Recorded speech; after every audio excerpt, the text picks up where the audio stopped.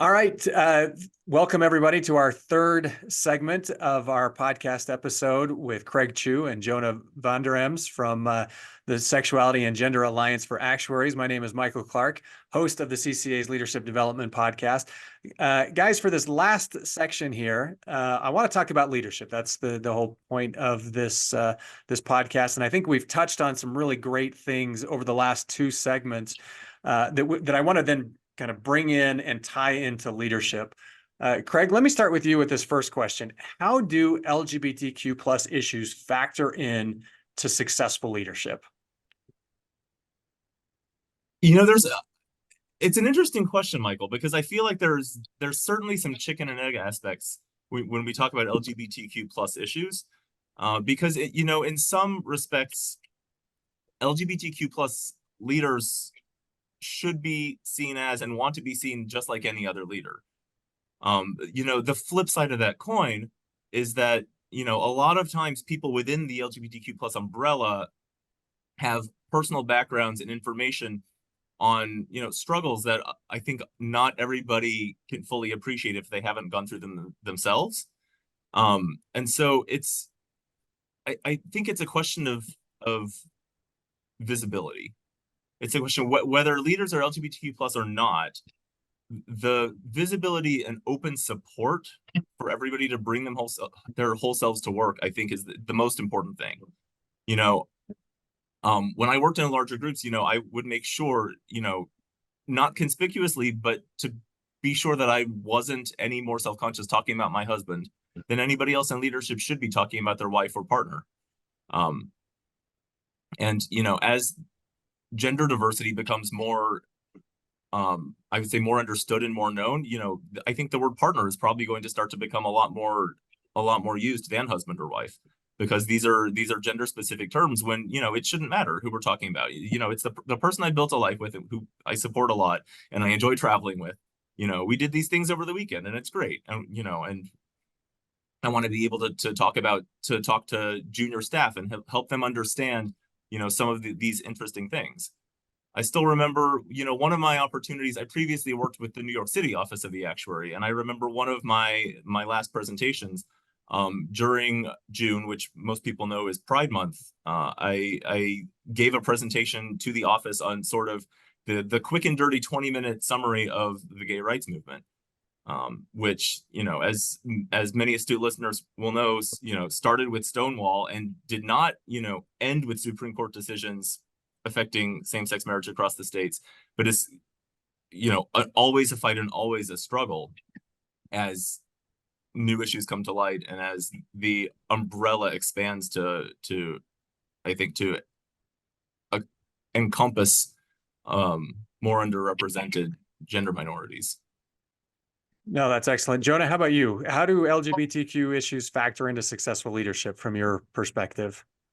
I think that the biggest thing is diversity of thought and different ways of approaching things, where a lot of times I think that a lot of members of the LGBTQ plus community have really come from backgrounds where you almost always have to challenge the conventional norms with your own lived experiences. And that willingness, I would say, to not take what is there as fact or take for granted how things are being done should always be the way that things are done.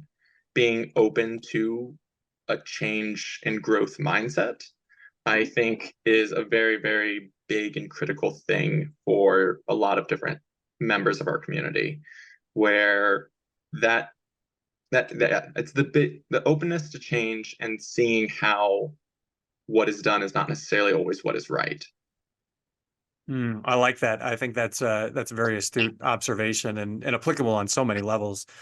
Jonah, when we think about current and future leaders within the actuarial profession, as it relates to creating an environment where LGBTQ actuaries can thrive, what advice do you have for them? How do they, you mentioned some of these things. How does somebody go about creating the atmosphere where someone under that LGBTQ plus umbrella can thrive, can bring their whole selves to work, can focus their mental energy on the job, as opposed to other things that might be taking some of that energy away from the job. So I feel like I'm almost going to reiterate a handful of the things that Craig mentioned with his prior response, but I think it really is that if I'm talking to LGBTQ plus actuaries, I would say it is challenging, of course, to always try to just be your authentic self, to always try to re-explain everything. I find that especially sometimes everyone says, what was like your coming out story or something like that, where it's like a lot of actuaries almost have to feel like they come out every single time they have interactions with someone, where it's just because that expectation is laid on them of who they are, they almost have to come out and say, no, I'm actually a member of the LGBTQ plus community. So I think that it's really important and critical for being open and willing to almost always do that. I know it's a lot for these LGBTQ plus actuaries, but being willing to say things like that and just making sure that that's an emphasis on never necessarily folding and always being strong-willed enough to always say something like that. And then to always have empathy and understanding, I would also say, to a lot of people from a lot of different backgrounds. I think that we are in a very large country and an even larger world with a lot of people having a lot of different lived experiences. And I don't necessarily think very, very few people probably are truly like bad, I would say, at heart. A lot of people may not just understand. And I think always having that mindset is really, really important to be able to work with people and understand where people are coming from. No, I like that. That's great. Sorry, what else were you going to say? I was just going to say, and then finally, again, from the company standpoint, where it's like, it shouldn't just be on the LGBTQ plus actuaries to really be doing all the work, I would say, themselves. I think from a company aspect, it is about creating that open and collaborative environment and just having everybody work together and be understanding of one another. I think that there are little things about being able to make sure that you tell employees they can bring little things about themselves to work. Like, for example, I have a picture of myself and my partner at my desk, things like that, where it's like almost as if anyone who would say stop by my desk or see something like that, maybe they instantly would know and recognize. Like being able to bring part of who you are, I think, into the office and almost encouraging that of people can just solve so many little things down the road even. Well, it seems like from a leadership standpoint, a leader that doesn't necessarily identify as LGBTQ plus, but can still create that environment by doing the exact same things that you're talking about, Jonah, right? If they're bringing their authentic selves to work, that opens the door for other people to do the same. Would you agree with that? I would definitely agree with that. I think that little things that people do as allies are very, very important. It doesn't necessarily need to be an LGBTQ plus leader to lead the way for all future LGBTQ plus people.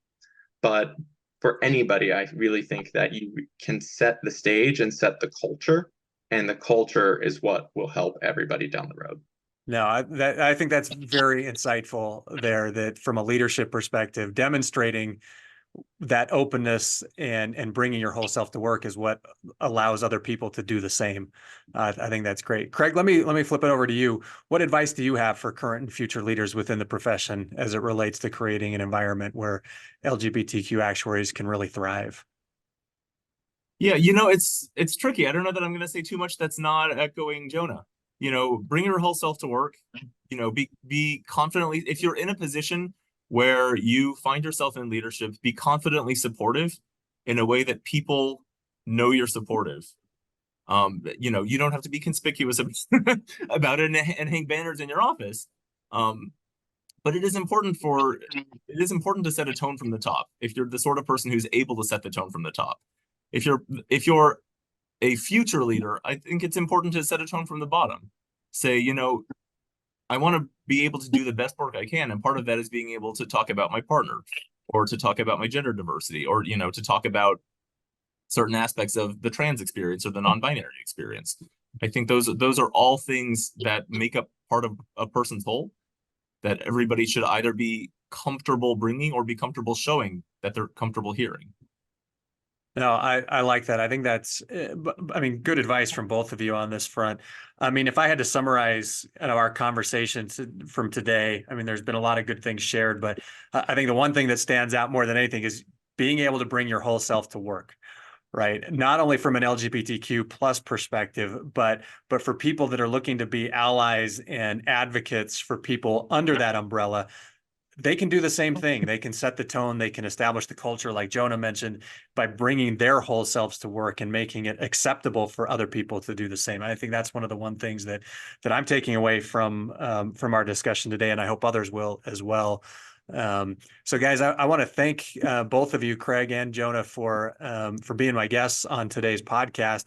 And gentlemen, if people want to connect with you and or SAGAA, what's the best way for them to reach out? We mentioned already on the SAGAA side of things, if people can go to SAGAA Actuaries, that's SAGA actuaries.org. And there's opportunities to contact the organization or find out more about sponsor opportunities there. But Craig, if people want to reach out and connect with you, what's the best way to do that? Sure. I have my own email address. That's craig@sagaactuaries.org. And I also have my professional information in both the SOA and CCA databases. And LinkedIn, I would imagine, as well. How could I forget the great LinkedIn? Jonah, how about you? What's the best way for people to get in touch with you? Of course. So I also have that email with SAGAA, just jonah@sagaactuaries.org. And then otherwise, either reaching out via LinkedIn is also excellent in that regard. Excellent. And I encourage people to reach out to both of you. One, if they've got follow-up questions, things that they want to discuss, find out how to be involved with SAGAA, and obviously, Jonah, with the stuff that you're doing on the regulatory and advocacy side of things, people that are interested, I'd highly encourage them to reach out to you to get involved there if they can. So with that, gentlemen, again, thanks for joining us today. Would want to encourage everyone to subscribe and like this podcast to help us share stories like Craig and Jonah's that can help benefit the actuarial community. The leadership development community of the CCA is open to any actuary. You can reach out to the CCA to join and participate in discussions like this, our podcast club that we have on a every other month basis, and other activities that we have going on throughout the year.